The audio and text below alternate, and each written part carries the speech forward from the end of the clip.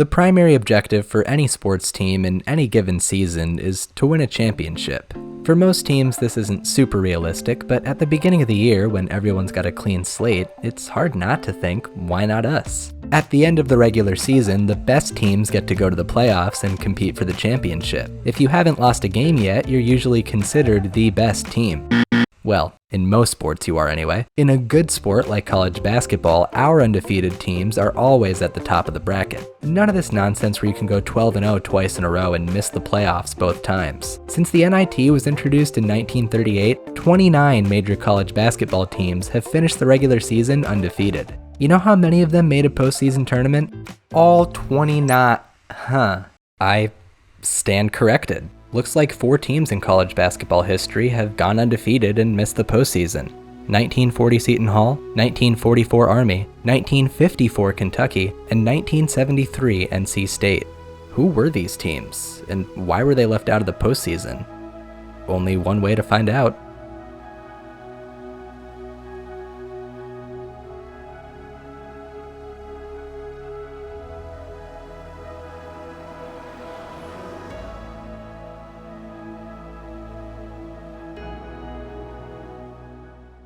You wouldn't know it today, in fact it's basically been reduced to a meme, but New York legitimately was the capital of the basketball world back in the day. Nearly every major team in the city had postseason success in the 40s and 50s, including CCNY winning both the NIT and the NCAA tournament in 1950, the only time that will ever happen. Just across the Hudson, even Seton Hall won an NIT in 1953, but 13 years earlier they played 19 games and won them all, but got snubbed from both the NCAA tournament and the NIT. How could this happen? How could an apparent juggernaut playing just outside the hottest basketball city on earth get so easily overlooked? There are multiple theories. First off, one of their stars was living a not-so-secret double life as a ringer for a pro team in New York State.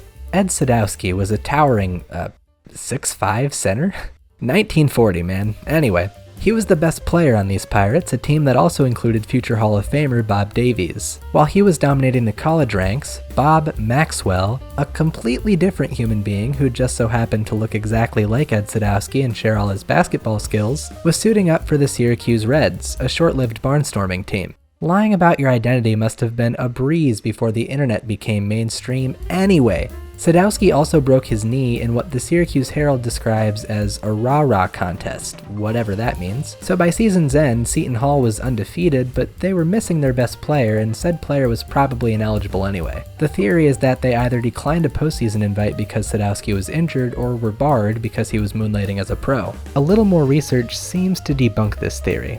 In fact, newspapers never hid the fact that Sadowski and Maxwell were the same person, so it's pretty clear that no one really cared.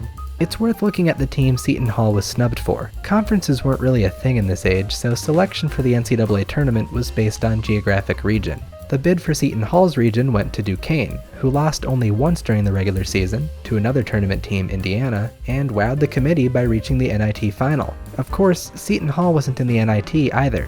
Why? Well, stop me if you've heard this before. They ain't played nobody, Paul! Sorry for that. The general wisdom is that Seton Hall scheduled a ton of lightweights and weren't super respected in the New York basketball world, though, for reasons I'll explain later, that was probably for the best. They were never invited to play at Madison Square Garden, and they were snubbed from the first few NITs despite usually playing well enough to earn it. It all came down to politics. Seton Hall was left out because they didn't have the respect of the powers that be, even though they won all their games. It's exactly like 2017 UCF. Except Seton Hall actually got their postseason bid the next year.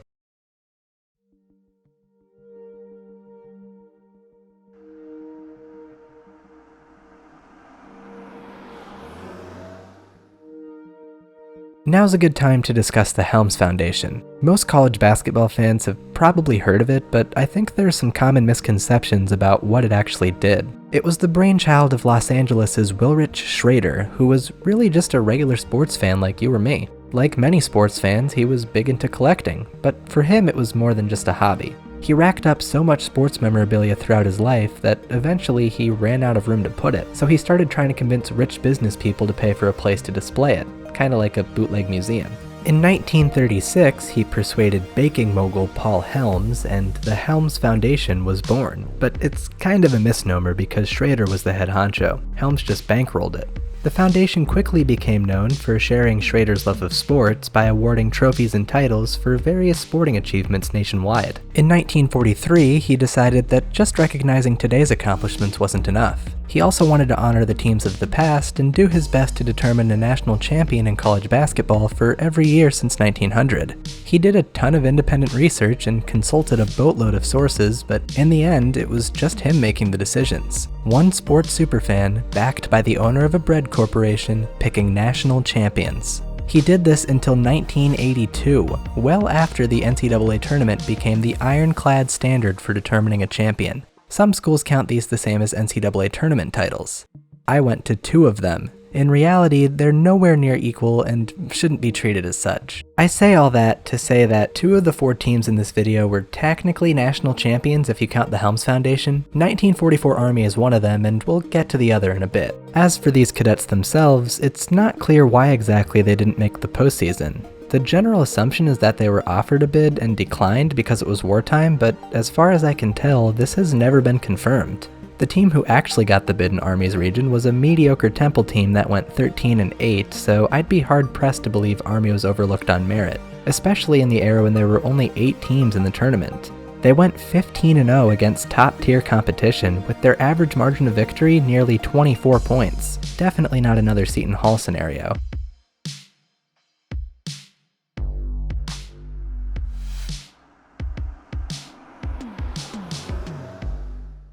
Kentucky has won 8 NCAA tournaments, good for second most all time, and if you'd believe it, there's a good chance they should probably have a 9th. Outside of New York City, Kentucky was the most dominant basketball program in the post-war boom. They won 3 NCAA tournaments in 4 years. This was Adolph Rupp's heyday, and he routinely got some of the best talent in the country. Unfortunately for him, that talent proved pretty easy to corrupt. Kentucky was implicated in the infamous 1951 point shaving scandal. In case you're unfamiliar, in the late 40s and early 50s, gamblers offered a ton of bribes to college basketball players to influence their team's margin of victory so they ended up on the right side of the spread. At first, these players were bribed to cover the spread. That is, if Kentucky was favored by 15 points, the gamblers would bribe them to win by more than 15. They framed this as a reward for good performance. But eventually they realized it'd be more lucrative to bribe the players to do the opposite, to not cover. And this is what's known as point shaving, deliberately taking points off your own team's score to satisfy gamblers. This was often really hard for elite players to do on accident, so they'd basically just play like crap on purpose and hope no one caught on. This included taking defensive possessions off or fouling out of the game early and forcing lesser players to replace them. This operation was centered in New York and included mostly New York schools, or schools who played at Madison Square Garden a lot, which is why I mentioned earlier that Seton Hall probably dodged a bullet by not being part of the in-crowd. It all came crashing down in 1951 when a Manhattan player finally alerted his coach after being solicited. This scandal is the sole reason most of these schools aren't basketball powers anymore. LIU shuttered its entire athletic program for 6 years. CCNY and NYU eventually dropped down to Division III, and the rest took major PR hits and just weren't able to recruit anymore. Except, of course, for Kentucky, which is still a huge name in college hoops even today. They became involved in this scandal in large part because they were always good enough to play in the NIT, which was always held at Madison Square Garden. Their punishment was that the SEC banned them from competition for the entire 1953 season, and the NCAA followed suit by threatening sanctions against teams who scheduled them outside of league play, which was technically the first time the NCAA had ever barred a team from competition, but not quite the death penalty. Kentucky was reluctant to accept this ban, but eventually the players would claim they somewhat enjoyed the time off because it allowed them to focus more on their studies. Again, this was the 50s. The Wildcats still practiced, but a few of them took the year in limbo to add a bunch of credits and graduate early so they could start master's programs while they still had athletic eligibility. This included the 3 best players on the team, Cliff Hagan, Frank Ramsey, and Lou Saropoulos. The Cats came back onto the scene in 1954 and just dominated everyone. They went 25-0 with most of their games not particularly close. The average margin of victory was over 27 points, and this was against an SEC schedule, so they weren't just out here playing nobodies. The AP poll existed by then, and Kentucky was ranked in the top 2 for the entire season, finishing at number 1. It's not entirely unheard of for ranked teams to miss the NCAA tournament, but number 1? What happened here? Well, remember how the 3 best players on the team had already graduated? At the time, NCAA rules prohibited grad students from competing in postseason play. Kentucky thought they'd cleared this with the NCAA as a condition of their ban, but it turned out that no, they hadn't. so Hagan, Ramsey, and Seropoulos, who accounted for a combined 58 points a game this year, were all declared ineligible for the NCAA tournament. The NCAA still offered Kentucky a bid, and the remaining players wanted to see it through, but Adolph Rupp overruled them and decided they weren't going to play without their 3 stars. With Kentucky out of commission, LaSalle won the NCAA tournament. Conveniently enough, Kentucky had played LaSalle in December and won by 13, so it should be no surprise that this is the other team the Helms Foundation decided were the true champions. The graduate eligibility rule has long since been abolished, so in this case, I can't say I disagree with them.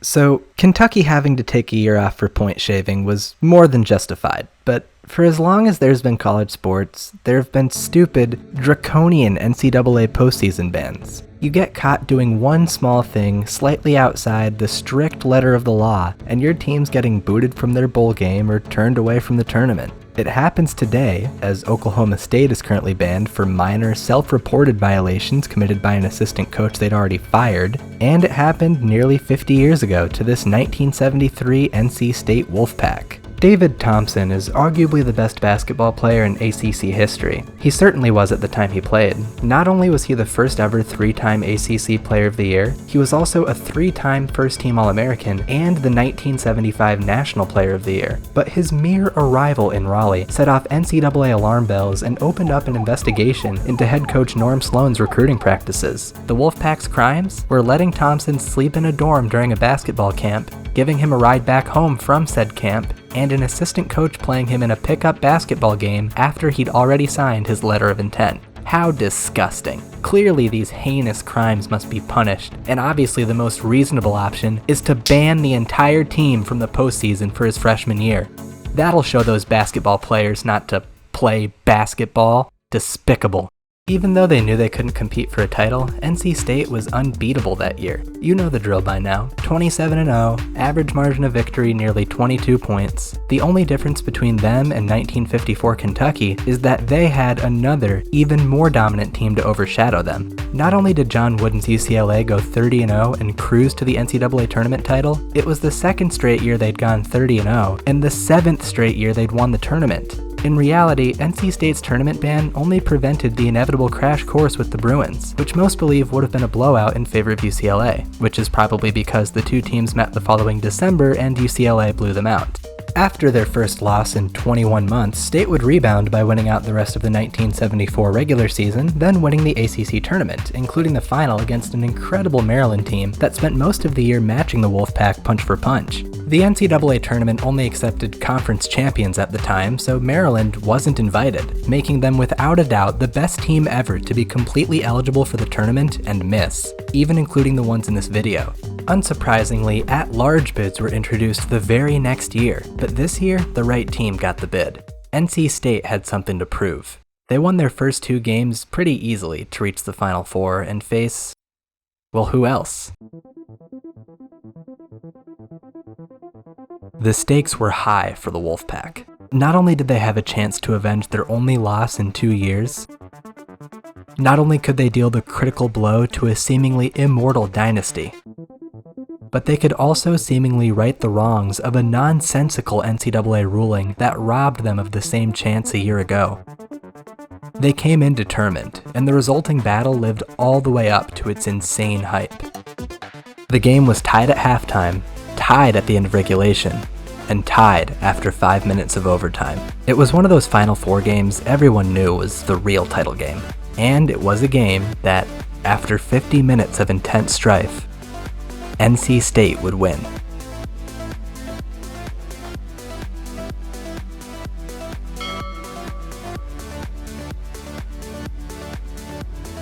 The actual title game against Marquette was a formality in comparison, and David Thompson, Norm Sloan and the Wolfpack won a championship that must have felt like 2. That was almost half a century ago. The only realistic way this could ever happen again is another NC State scenario, an elite team who is ineligible for the postseason. At one point in history, teams could be ineligible for the NCAA tournament but still make the NIT. That was 1979 Alcorn State's fate. That doesn't seem to be a thing anymore though. If you're banned, you're banned. Every ineligible team this season has already lost at least once, so our next chance won't come this year. Hey, against all odds, Cincinnati even made the CFP, so it didn't happen in football either. Maybe the college sports world is finally becoming normal. Shame, really.